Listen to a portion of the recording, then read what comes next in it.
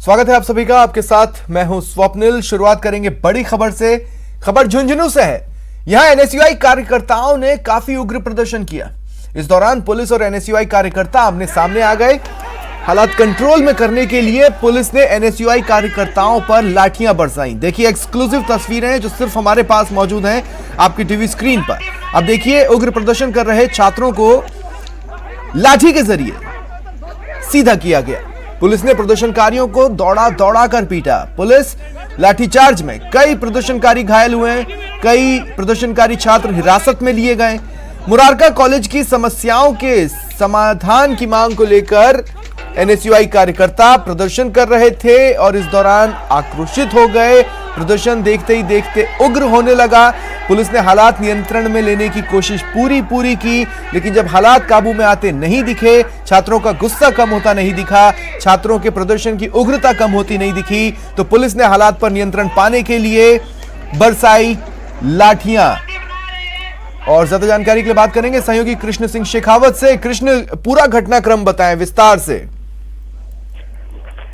जी स्वप्निल, मैं आपको बता दूं कि एनएसयूआई द्वारा मुरारका कॉलेज में 5 सूत्री मांगों को लेकर लंबे समय से प्रदर्शन किया जा रहा है। उसी के तहत आज एनएसयूआई की ओर से एक अधिकार रैली का आयोजन किया गया था। जैसे ही अधिकार रैली कलेक्ट्रेट पर पहुंची तो वहां पर कुछ छात्र हैं वो कलेक्टर लक्ष्मण सिंह कुड़ी को उनके बीच बुलाने की मांग करने लग गए और उसके बाद कुछ छात्र हैं वो कलेक्ट्रेट के गेट पर चढ़ गए और उग्र हो गए। इसी बीच पुलिस उनको समझाइश का प्रयास करती रही, मगर छात्र हैं वो माने नहीं। इसी बीच पुलिस को है वो उनको खदेड़ने के लिए लाठियां भांजनी पड़ी। जी, तो अभी क्या स्थिति है? अभी कुछ छात्रों को हिरासत में लिया गया है, कुछ छात्रों को इसमें चोटें भी आई हैं और लाठीचार्ज के बाद है वो छात्र तितर बितर हो गए हैं। ठीक है, लेकिन मुद्दा अभी भी बचा हुआ है। क्या इसे लेकर छात्रों की हलचलों पर, हरकतों पर निगाहबानी हो रही है? हाँ जी, पूरे शहर भर में जो छात्र हैं जिन्होंने पुलिस के जो लाठीचार्ज के बाद पत्थरबाजी करने की कोशिश की, उनको भी आइडेंटिफाई किया जा रहा है और जगह जगह पुलिस के जो दल हैं वो उनकी शिनाख्त करने के लिए शहर में गश्त कर रहे हैं। ठीक है, चलिए, शुक्रिया तमाम जानकारी के लिए। जी।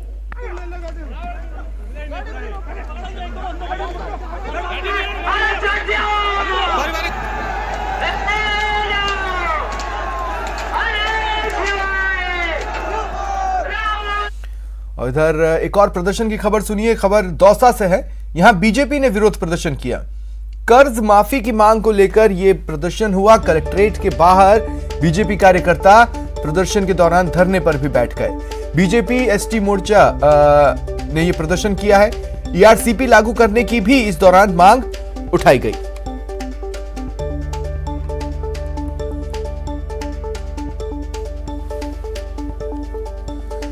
दौसा से ये तस्वीरें हैं। पहले रैली निकालकर बीजेपी कार्यकर्ता कलेक्ट्रेट पहुंचे और फिर कलेक्ट्रेट के बाहर धरने पर बैठ गए।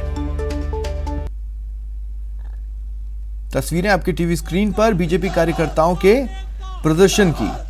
मुख्य तौर पर 2 मांगे इन्होंने उठाई हैं, एक कर्ज माफी की और दूसरा ईआरसीपी लागू करने की।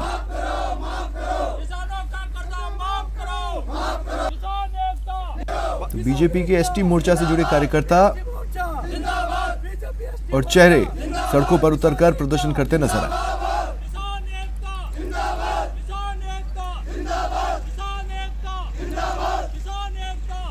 ज्यादा जानकारी के लिए बात करते हैं सहयोगी आशीष शर्मा से। आशीष, क्या जानकारी है? बिल्कुल, भारतीय जनता पार्टी का जो प्रदर्शन है वो लगातार जारी है। अब से कुछ देर पहले भाजपा के जो कार्यकर्ता हैं वो रैली के रूप में कलेक्ट्रेट पहुंचे थे और कलेक्ट्रेट के अंदर उनको प्रवेश नहीं दिया गया है, जिसके बाद उन्होंने कलेक्ट्रेट के बाहर धरना देना शुरू कर दिया है। कलेक्ट्रेट के मुख्य गेट के बाहर भाजपा जिलाध्यक्ष रतन तिवारी सहित भाजपा के जो अन्य कार्यकर्ता हैं उनके नेतृत्व में यहाँ पर धरना प्रदर्शन जारी है। ये एसटी मोर्चा का प्रदर्शन है और इस प्रदर्शन के माध्यम से प्रदेश सरकार में जो संपूर्ण कर्ज वापसी का जो मामला है, प्रदेश सरकार ने जो 3 साल पहले जब सत्ता आई थी तब जो वादा किया था उस वादा को पूरा करने की भाजपा कार्यकर्ता मांग कर रहे हैं। साथ ही जो पूर्वी राजस्थान में ईस्टर्न कैनाल परियोजना है उसको शीघ्र लागू करने और शीघ्र से इस योजना का लाभ पूरे राजस्थान की जनता को देने की मांग की जा रही है। ऐसे में दो प्रमुख मांगों को लेकर ये भाजपा का प्रदर्शन लगातार जारी है और फिलहाल दौसा कलेक्ट्रेट के बाहर जो भाजपा कार्यकर्ता है वो धरने पर बैठे हुए हैं। ऐसे कोई बहुत जोरदार प्रदर्शन की ये तस्वीरें नहीं कही जा सकती। आशीष, संख्या भी कार्यकर्ताओं की ठीक ठाक ही नजर आ रही है, कोई बहुत बड़ा प्रदर्शन बनाने में सफल नहीं हो पाई है। बिल्कुल निश्चित रूप से बड़ा प्रदर्शन बनाने में भाजपा सफल नहीं हो पाई है। इसके पीछे कई कारण हो सकते हैं, लेकिन कुछ जो कार्यकर्ता हैं इनकी जो संख्या 50 से 60 है, लेकिन जब भी भाजपा के कार्यकर्ता यहाँ पर जाते हैं तो कलेक्ट्रेट के गेट बंद कर दिए जाते हैं ताकि अंदर किसी भी तरह की घटना नहीं हो या फिर अन्य कोई कानून व्यवस्था खराब नहीं हो। इसलिए पुलिस बाहर ही रोक देती है ताकि ये अपना धरना प्रदर्शन करके यहाँ से जा सके। फिलहाल बड़ी संख्या नहीं कही जा सकती, हालांकि ये भी क्या कहा जा सकता है क्योंकि दौसा जिले की बात करते हैं 5 विधानसभा सीट है, 5 में से एक भी बीजेपी का विधायक नहीं है। ऐसे में निश्चित रूप से यहाँ पर दौसा जिले में भाजपा का जो संगठन है वो कमजोर कहा जा सकता है। लेकिन लगातार जो भी जितने भी प्रदर्शन आते हैं प्रदेश आह्वान पर उनको यहाँ पर किया जाता है, लेकिन संख्या निश्चित रूप से कम होती है। जी ठीक है, तो अभी भी धरने पर बैठे हैं क्या? ये इनका प्लान आगे का ये है कि ज्ञापन सौंप कर फिर ये धरना खत्म करेंगे? बिल्कुल निश्चित रूप से 1 से 2 घंटे की धरना देंगे, आपको उसके बाद में ज्ञापन देकर ये धरना समाप्त करेंगे। कुछ घंटे का धरना प्रदर्शन यहाँ पर कर रहा है ताकि सरकार तक अपनी बातें पहुंचाई जा सके। जी शुक्रिया तमाम जानकारी के लिए।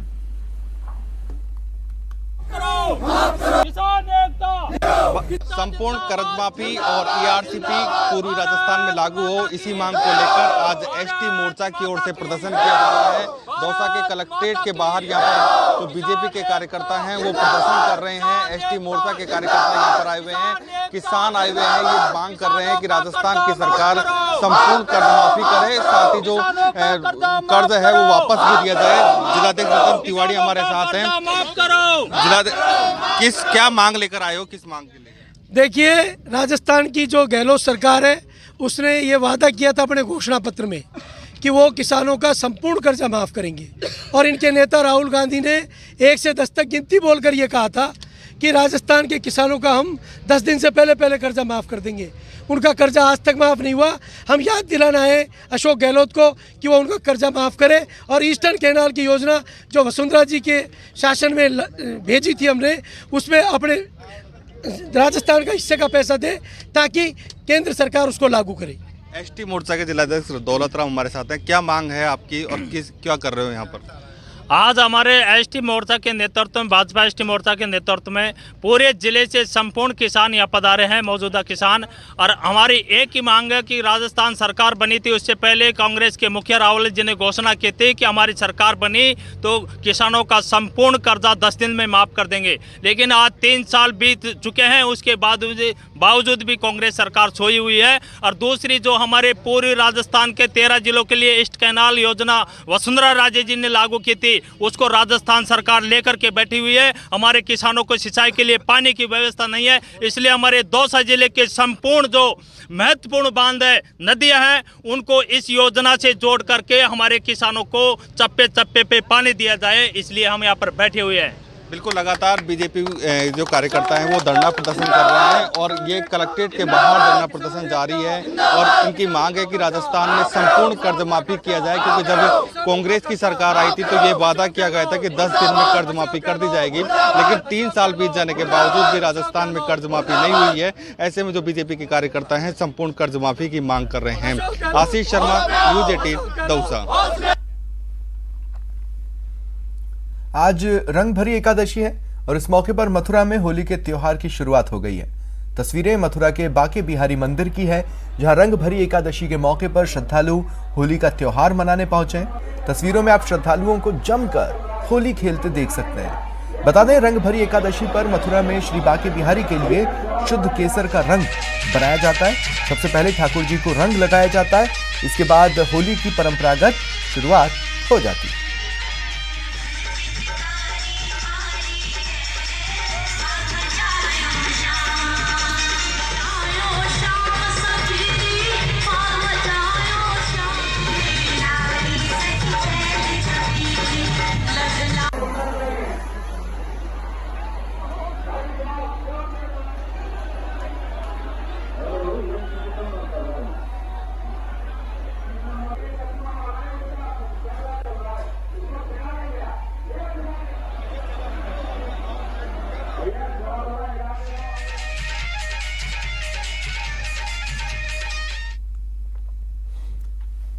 गोविंद देव जी मंदिर में फागोत्सव चल रहा है।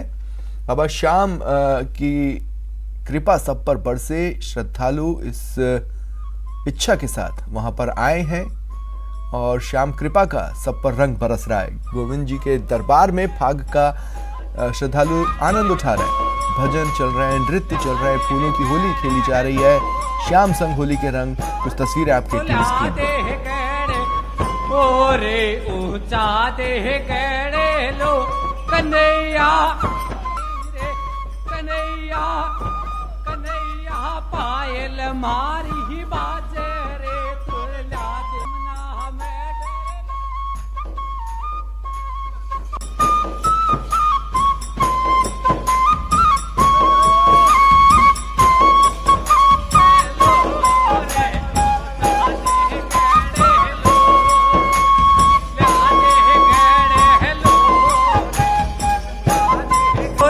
देह गड़े ओरे ऊंचा देह गड़े लो कन्हैया रे कन्हैया कन्हैया पायल मारी ही बाजे रे तुला दिमना में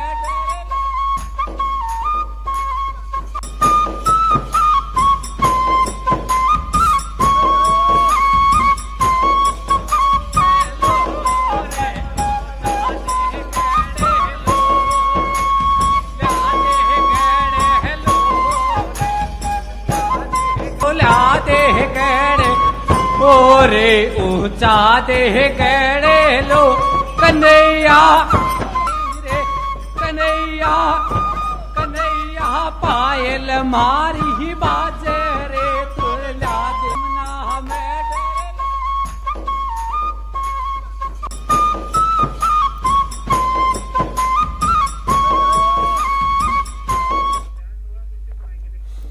कोटा में छावनी स्थित श्री दक्ष प्रजापति गणेश मंदिर पर महिला मंडल द्वारा हर्षोल्लास के साथ फाग महोत्सव मनाया गया। इस दौरान महिलाओं ने फाग गीत गाते हुए गुलाल और फूलों से होली खेली, एक दूसरे को अग्रिम शुभकामनाएं दी।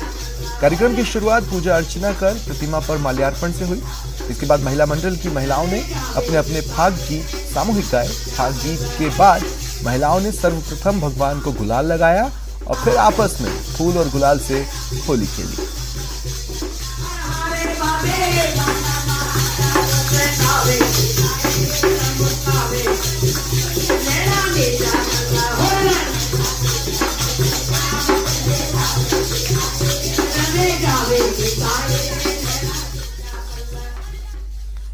फागुन के महीने में चंग और बांसुरी के बीच राजस्थानी गीतों से सजी धमाल हर किसी को आकर्षित कर रही है। इसे सुन हर किसी के कदम थिरकने लग जाता है। फागुन में रंग में आम से खास तक सब रंगे नजर आ रहे हैं। झुंझुनू के नवलगढ़ के बावड़ी गेट पर फागोत्सव कार्यक्रम का आयोजन किया गया, जहां सीएम सलाहकार राजकुमार शर्मा अतिथि के रूप में पहुंचे।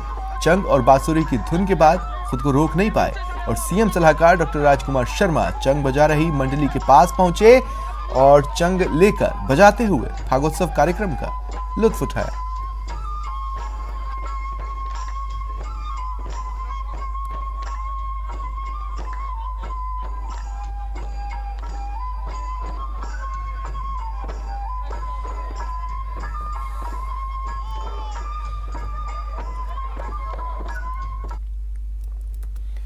मरुधरा के सरहदी जिले श्रीगंगानगर में होली का रंग चढ़ रहा है। श्रीगंगानगर में फाग गाने वाली चंग पार्टियों के द्वारा चंग धमाल कार्यक्रम हो रहे हैं। चंग धमाल पार्टियों के द्वारा सज धज कर श्रीगंगानगर जिला मुख्यालय पर अलग अलग स्थानों पर चंग धमाल की प्रस्तुतियां दी जा रही हैं और इन्हें देखने के लिए श्रीगंगानगर वासी खासे उत्साहित हैं।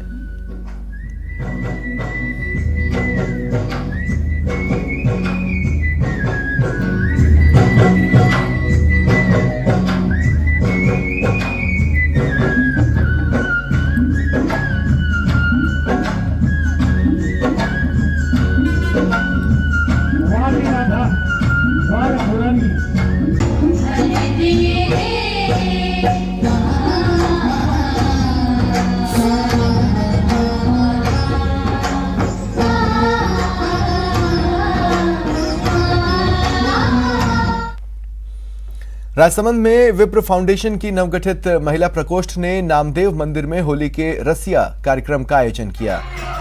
महिला प्रकोष्ठ की जिलाध्यक्ष वर्धिनी पुरोहित और सचिव अनिता पालीवाल के नेतृत्व में मधुर संगीत की शुरुआत हुई। दोपहर में शुरू हुआ यह आयोजन देर शाम तक चला।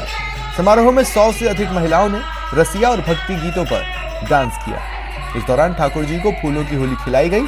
बाद में महिलाओं ने एक दूसरे पर पुष्प उछालकर होली का आनंद लिया। अंत में महिलाओं ने एक दूसरे को गुलाल और अबीर लगाकर शुभकामनाएं दी।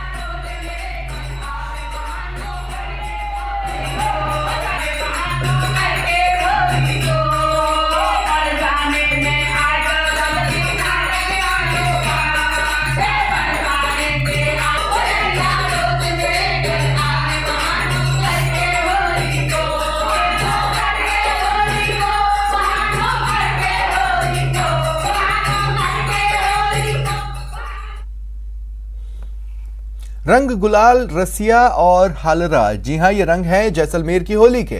रंग गुलाल से रंगे शिव के गण कहे जाने वाले गहरिये गली गली घूमकर हालरा गाते हैं और सबको खुशहाली वंश वृद्धि की शुभकामनाएं देते हैं।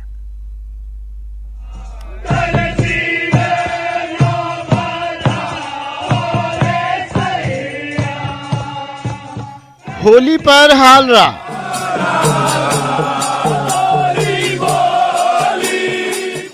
गहरिये गाते हैं हालरा।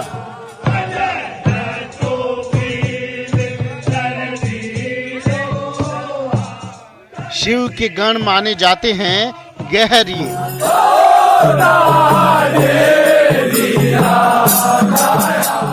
हालरा गाकर देते हैं शुभकामनाएं। कहावत है कि होली या तो बरसाने की या जैसाने की, और जब बात जैसाने की होली की होती है तो हालरा होली का अभिन्न हिस्सा हो जाता है। शिव के गण कहे जाने वाले गहरिये जैसाने में हालरा गाने आते हैं। गहरिये शिव के गणों की तरह रंग और गुलाल से भरे हुए अघोरियों का स्वांग रचते हुए आते हैं और वंश वृद्धि का आशीर्वाद देकर जाते हैं। गहरियों को शिव का गण माना जाता है, तो जब ये गहरिये जब आते हैं भाई के द्वार के ऊपर तो वो एक हालरा गाते हैं। हालरा मतलब वो एक आपको दुआएं देते हैं, आपको शुभकामनाएं देते हैं कि आपके वंश में वृद्धि हो। बरसाने में होली ठाकुर जी के साथ खेलने की परंपरा है, तो वहीं जैसलमेर में भी होली की शुरुआत नगर आराध्य लक्ष्मीनाथ जी मंदिर से होती है। होलाकाष्ट के साथ ही रसियों की ओर से दुर्ग स्थित लक्ष्मीनाथ जी मंदिर में फाग गायन शुरू हो जाता है। जैसलमेर की जो होली है उसके बारे में समस्त फाल्गुन कवियों ने भी कहा है, या तो होली बरसाने की और या जैसाने की। तो इस जैसाने की होली में हमारे जो होली है वो आरंभ होती है श्री लक्ष्मीनाथ जी के मंदिर के प्रांगण से। ऐसा जनमानस में श्रद्धा है कि भगवान लक्ष्मीनाथ जी स्वयं गहरियों के उपस्थित होकर हमें इस फाग के आनंद क्षण प्रदान करते हैं। होली पर हालरा गायन सिर्फ फाग का एक अहम हिस्सा भर नहीं है, बल्कि अपनत्व का भी दूसरा नाम है। हालरा को सामाजिक समरसता का प्रतीक भी माना जाता है। एकादशी के दिन से जो है लक्ष्मीनाथ जी के मंदिर से फाग गाकर सभी गहरिये जो है वो महारावल शाह के यहाँ जाते हैं और सबसे पहले महारावल शाह के जो है वंश वृद्धि की, उनकी समृद्धि की और उनके पूर्ण स्वास्थ्य जो है उसके लिए कामना करते हैं। हालरा मूल रूप से सामाजिक सद्भावना और समरसता का प्रतीक है। एकादशी के दिन पूर्व महारावल खुद लक्ष्मीनाथ जी मंदिर पहुंचकर रसियों के साथ लक्ष्मीनाथ जी के साथ होली खेलते हैं। फिर गैर निकलती है। जैसाने की होली में भक्ति भी है और मस्ती के रंग भी, और होली पर गहरियों का गायन इस रंग को और भी गहरा कर देता है। श्रीकांत व्यास, न्यूज़ 18, जैसलमेर। रुकते हैं ब्रेक के लिए।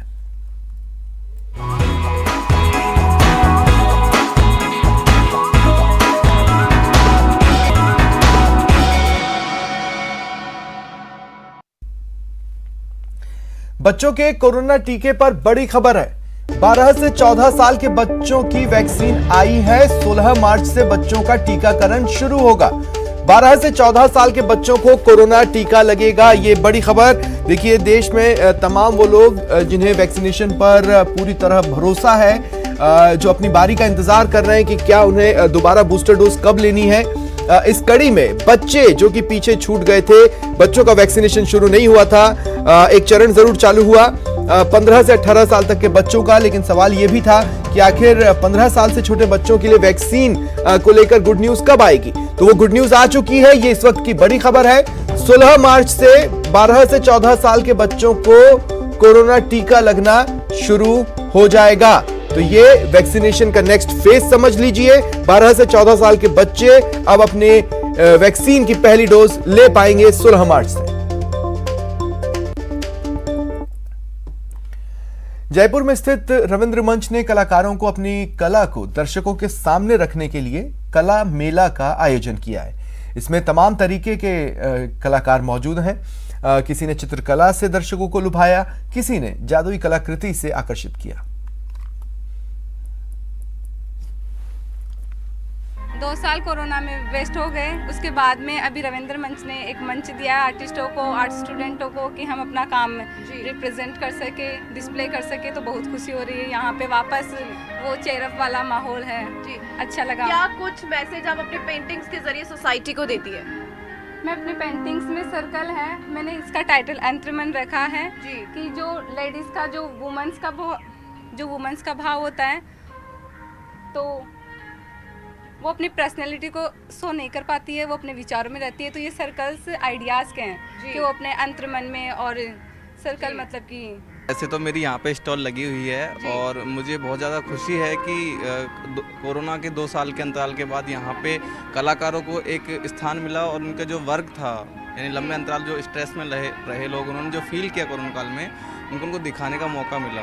और मैं राजस्थान नृत्य कला अकादमी को धन्यवाद देना चाहता हूँ कि उन्होंने सुचारू रूप से कला मेला को दोबारा शुरू किया। ये जो आप कलाकृतियाँ देख रहे हैं, ये दरअसल कलर्स नहीं हैं, कपड़े हैं जो हमारे घर के अंदर और टेलर्स के पास जो बच जाते हैं, उनका उपयोग करके मैं बनाता हूँ। दरअसल मुझे रंग काफ़ी अच्छे लगते हैं और जो केमिकल कलर्स आते हैं उसके अंदर एक निश्चित रंग होते हैं, उसको बना करके अन्य रंग हम लोग लाते हैं। तो वो चीज़ मुझे ज़्यादा पसंद नहीं थी, इसलिए मैंने जो है कपड़ों के रंगों से बनाना ज़्यादा पसंद किया।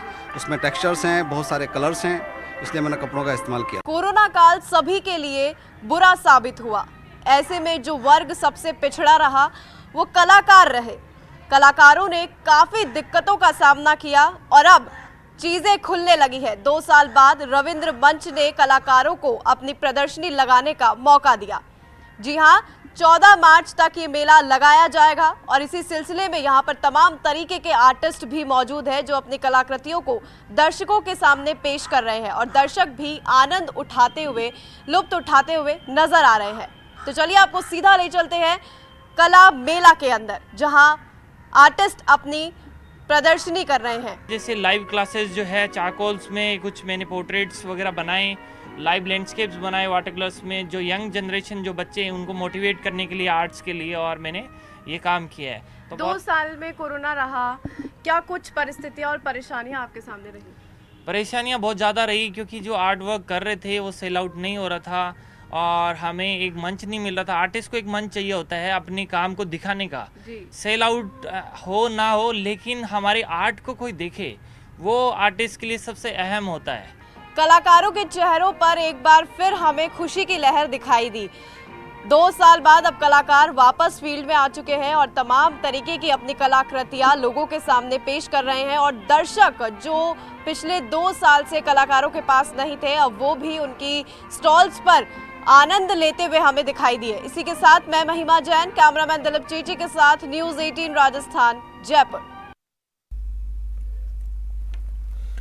भारतीय जनता पार्टी ने फिल्म द कश्मीर फाइल्स को टैक्स फ्री करने की मांग की है। उपनेता प्रतिपक्ष राजेंद्र राठौड़ ने कहा कि कश्मीरी पंडितों के साथ जो भी बुरा सलूक हुआ उसको फिल्म में प्रदर्शित किया गया है, इसलिए राज्य सरकार को इस फिल्म को टैक्स फ्री करना चाहिए ताकि आम लोग भी कश्मीरी पंडितों के दर्द को महसूस कर सकें।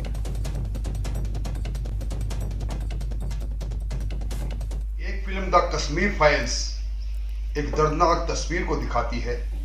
1990 में स्वतंत्र भारत में जम्मू कश्मीर से जिस प्रकार पलायन हुआ, उस दर्दनाक मंजर को जिस फिल्म ने फिल्मांकन किया है, उसको बहुत से राज्यों ने, हरियाणा, गुजरात, मध्य प्रदेश, कर्नाटक जैसे राज्यों ने टैक्स फ्री किया है। मेरी सरकार से मांग है, राजस्थान की सरकार से मांग है कि राजस्थान के अंदर भी बड़ी संख्या में उस समय पलायन किए हुए आज भी कश्मीरी पंडित रह रहे हैं। इस व्यथा को देखने के लिए राजस्थान की सरकार भी द कश्मीर फाइल्स फिल्म को टैक्स फ्री करे। फिलहाल इतना ही, नमस्कार।